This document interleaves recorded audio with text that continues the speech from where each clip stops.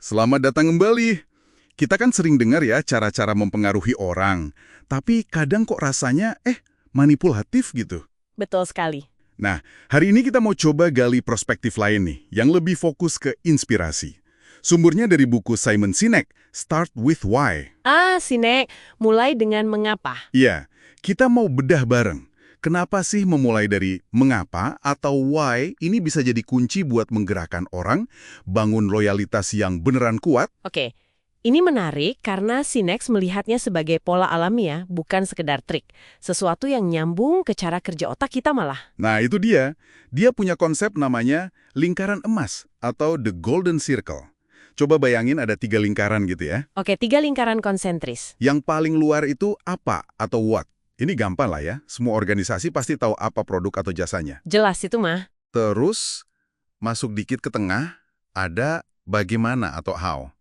Ini cara mereka melakukan si apa tadi. Mungkin proses uniknya, nilai bedanya, beberapa tahu ini. Unique selling proposition gitu ya. Apa yang bikin mereka beda dari pesaing? Betul. Nah, tapi intinya, jantungnya itu lingkaran paling dalam. Mengapa atau why? Ini nih yang sering gak jelas. Iya kan? Ini bukan soal cari untung ya. Sinek bilang uang itu cuma hasil. Mengapa ini soal tujuan, keyakinan. Alasan kenapa organisasi itu ada. Kenapa kita bangun pagi. Kenapa orang lain mesti peduli gitu. Dan Simon Sinek bilang, kebanyakan komunikasi itu salah arah, dari luar ke dalam. Maksudnya? Iya, mereka mulai dari apa produknya, terus jelasin bagaimana keunggulannya, baru mungkin nyinggung mengapa kalaupun ada. Fokusnya fitur fakta. Oh oke. Jadi harusnya gimana? Nah, pemimpin otomerek yang inspiratif itu kebalikannya. Mulai dari dalam keluar.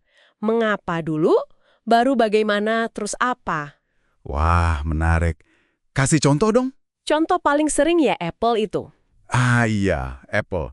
Gimana tuh? Coba bayangin kalau Apple ngomongnya gini, kita bikin komputer hebat. Apa? Desainnya keren, gampang dipakai bagaimana? Mau beli? Biasa aja kan? Iya, kayak iklan biasa. Bandingin sama kalau mereka mulai dari why. Pokoknya semua yang kami lakukan, kami percaya harus nantang status quo, harus mikir beda. Mengapa? Caranya, bikin produk yang desainnya indah, simple, gampang dipakai bagaimana? Kebetulan jadinya komputer-komputer hebat nih. Apa? Tertarik? Wah, beda banget rasanya ya. Langsung kerasa ada sesuatunya gitu. Beda banget. Dan ini penting. Orang itu nggak beli apa yang kamu lakukan, tapi mengapa kamu melakukannya. Masuk akal. Makanya Apple bisa sukses lompat dari komputer ke musik ke telepon. Karena mengapanya menantang status quo itu konsisten. Produknya apa cuma bukti dari mengapa itu. Beda sama, katakanlah, Dell gitu ya. Yang coba bikin MP3 player tapi rasanya aneh. Karena kita kenal Dell sebagai perusahaan komputer apa? Bukan penantang status quo atau apa gitu. Tepat. Mengapa mereka nggak sekuat atau sejelas itu di mata publik untuk produk di luar komputer? Dan ini bukan cuma soal teori marketing atau branding kan? Katanya ada hubungannya sama biologi otak. Nah, ini bagian paling menariknya menurut saya. Sinek bilang, lingkaran emas ini pas banget sama struktur otak kita. Gimana tuh hubungannya? Otak kita kan ada lapisan-lapisannya ya. Bagian paling luar, neokorteks, itu yang ngurus bahasa, logika, analisis. Ini cocok sama level apa? Oke, yang rasional. Terus bagian tengah, otak limbik, nah ini yang ngurus perasaan. Kepercayaan, loyalitas, dan semua pengambilan keputusan itu asalnya dari sini. Tapi bagian ini tidak punya kapasitas bahasa. Wah, jadi mengapa dan bagaimana itu nyambungnya ke bagian ini? Bagian emosi dan keputusan. Persis. Makanya kita kadang susah ngomongin perasaan pakai kata-kata atau jelasin kenapa kita yakin sama intuisi, gut feeling gitu.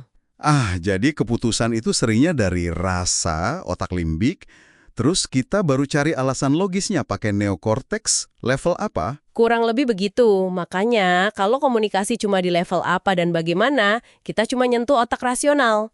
Mungkin orang jadi mempertimbangkan, tapi susah dapat loyalitas sejati. Tapi kalau mulai dari mengapa? Nah, itu langsung ngetok ke pusat keputusan dan emosi. Menangin hati dulu, baru pikiran, gitu kasarnya. Keren banget koneksinya.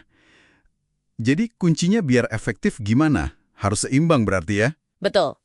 Kata Sinek, perlu 3 hal. Kejelasan mengapanya, terus disiplin dalam bagaimana, nilai-nilai yang jadi panduan tindakan sehari-hari, dan konsistensi di level apa. Produk, layanan marketing, semua harus jadi bukti nyata dari mengapa. Kejelasan, disiplin, konsistensi.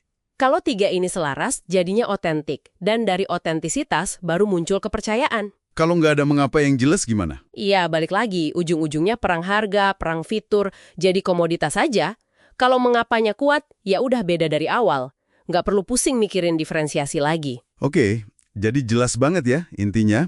Komunikasi dari mengapa itu bikin kita bisa nyambung di level yang lebih dalam, emosional, pusat keputusan. Bukan cuma soal jualan barang jadinya. Lebih ke menarik orang-orang yang punya keyakinan yang sama, yang percaya sama apa yang kita perjuangkan. Hasilnya loyalitas bukan cuma transaksi sesaat. Betul sekali. Dan ini mungkin bisa jadi bahan renungan juga buat Anda yang mendengarkan. Gimana tuh? Coba tanya ke diri sendiri. Seberapa jelas sih mengapa saya melakukan pekerjaan saya sekarang? Atau mengapa organisasi tempat saya kerja ini ada? Pertanyaan penting itu. Memahami itu mungkin bisa mengubah cara Anda memandang pilihan dan tindakan sehari-hari. Ya, sesuatu untuk dipikirkan lebih lanjut lah.